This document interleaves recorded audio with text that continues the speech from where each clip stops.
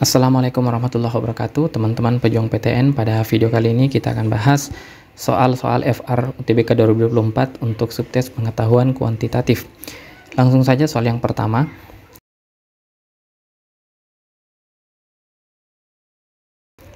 Dalam sebuah rapat OSIS terdapat 80 orang pelajar, 45 diantaranya siswi.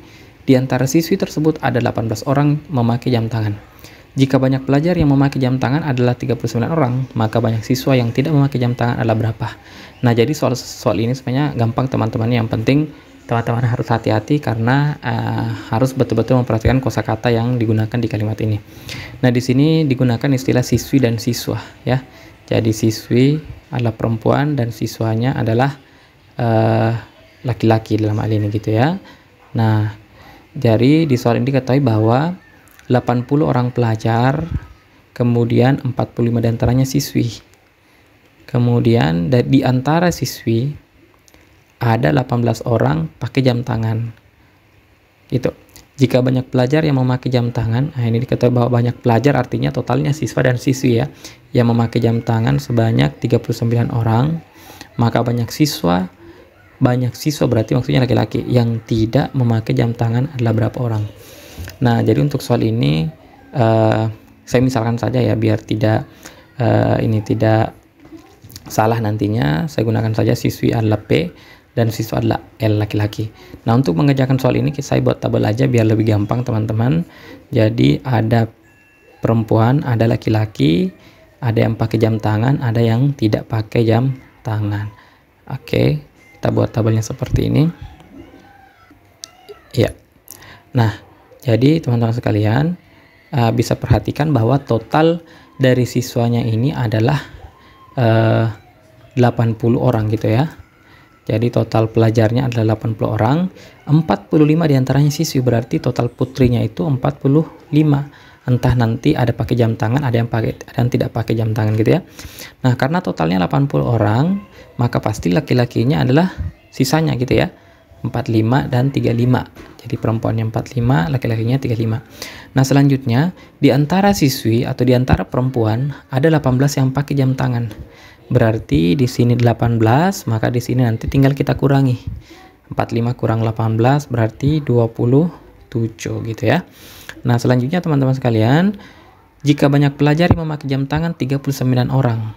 Banyak pelajar berarti totalnya ya. Total yang pakai jam tangan itu adalah 39 orang. Berarti nanti di sini 39 nih teman-teman. Berarti bisa kita dapat laki-laki yang pakai jam tangan tinggal dikurangi gitu ya. 39 kurang 18 dapat 11. Nah, kemudian total laki-laki 35. Berarti laki-laki yang tidak pakai jam tangan sisanya lagi gitu ya. 35 kurang 11 dapatnya berapa itu teman-teman ya? Tadi laki-lakinya 39 kurang 18 berarti 21. Maka laki-laki yang tidak pakai jam tangan berarti 35 kurang 21 jadinya 14 orang gitu ya. Jadi jawabannya adalah banyak siswa yang tidak memakai jam tangan adalah 14 orang. Oke teman-teman, kita ke soal berikutnya. Suatu hari pabrik bata membuat 840 batu bata. Ternyata jumlah tersebut 40% kurangnya dari target. Berapa jumlah seharusnya batu bata yang dibuat pabrik tersebut? Nah, jadi dari kalimat ini teman-temannya, batu bata yang dibuat oleh pabrik pada saat itu adalah 840 batu bata. Tapi dari jumlah itu ternyata 40% kurangnya dari target. Oke, berarti bisa dikatakan 840 itu cuman 60% dari targetnya. Kita misalkan targetnya adalah T. Gitu ya. Karena jumlahnya 40% kurangnya dari target, berarti 840 adalah 60% dari target. Nah, jika ingin mendapatkan berapa jumlah seharusnya, maka tinggal kita buat persamaan 60% dari targetnya itu adalah 840 tadi gitu ya. Nah, atau bisa kita tulis 6/10 kali T sama dengan 840. Maka targetnya sama dengan 840, kita kali saja dengan 6/10, kita bawa ke sebelah, kita balik saja pecahannya menjadi 10/6. Sehingga targetnya kita dapat 8.400 dibagi dengan 6. Jawabannya adalah 1.400. Ada di option Bravo. Baik teman-teman, kita ke soal berikutnya. Sekumpulan data disajikan sebagai berikut. Berapakah banyaknya dari 4 pernyataan berikut yang benar? Nah, kita langsung ke pernyataan pertama. Katanya rata-rata, median, dan modusnya itu merupakan 3 suku awal dari aritmatika. Berarti, apakah rata-ratanya 2, mediannya 2, dan modusnya 2? Tentunya, kalau dilihat dari angkanya, rata-ratanya tidak mungkin 2 ya. Karena 2 itu adalah angka yang paling kecil di antara semua sini, berarti rata-ratanya pasti lebih besar dari 2. Maka tidak perlu kita cek, pasti jawab pernyataan pertama salah. Kemudian kalau modusnya benar ya, mediannya dan rata-ratanya itu salah, bukan 2. Selanjutnya teman-teman, kita ke pernyataan kedua. Rata-rata kumpulan data tersebut adalah bilangan prima. Nah, berarti kita tinggal jumlahkan saja teman-teman ya. Jadi ini kalau kita jumlahkan, ini sama dengan totalnya adalah 54. Berarti kita bisa cek rata-ratanya itu adalah, ingat saja jungkir balik ya, jumlah data dibagi bagi banyaknya data. Jumlah datanya 54, datanya ada sebanyak 9, berarti rata-ratanya sama dengan 6. Rata-ratanya 6, berarti 6 itu bukan bilangan prima ya. Berarti pernyataan kedua salah. Oke, nah sekarang kita cek pernyataan yang ketiga. Pernyataan ketiga katanya modusnya kurang dari mediannya. Nah, coba kita cek modusnya. Tadi kita sudah dapat 2 ya. Modusnya itu adalah 2. Kemudian mediannya di sini karena data yang sudah diurutkan, mediannya itu adalah data yang bernilai 4 ya. Nah, berarti pernyataan ketiga ini benar ya. 2 lebih kecil daripada 4. Nah, kita cek pernyataan yang keempat.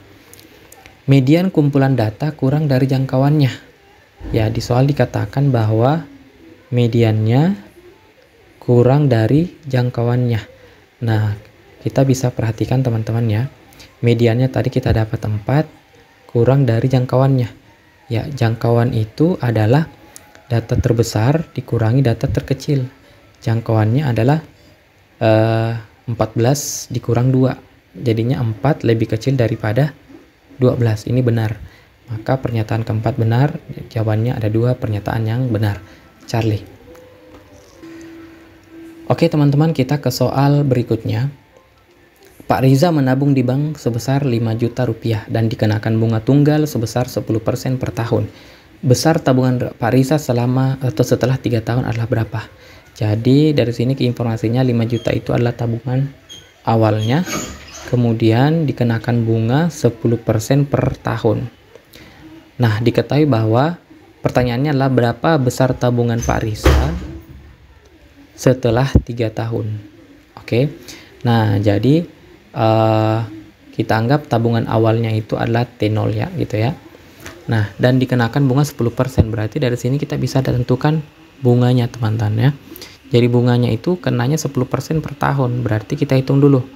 10 per 100 dikali 5 juta rupiah. Nah, kita dapat 500.000 rupiah. Nah, ini 500.000 itu untuk per tahun. Gitu ya. Nah, yang ditanyakan adalah bunganya selama tabungan selama 3 tahun. Berarti kita harus cari bunga selama 3 tahun. Jadi kalau per tahunnya 500.000, berarti selama 3 tahun sama dengan 1.500.000 gitu ya. Ini untuk 3 tahun. Oke, 3 tahun. Sehingga besar tabungan Riza setelah 3 tahun, kita misalkan saja adalah T3, tabungan setelah 3 tahun sama dengan tabungan awal 5 juta tadi, kita tambah dengan bunganya selama 3 tahun atau 1.500.000. Maka totalnya sama dengan 6.500.000. Oke ya. Jawabannya ada di option Charlie.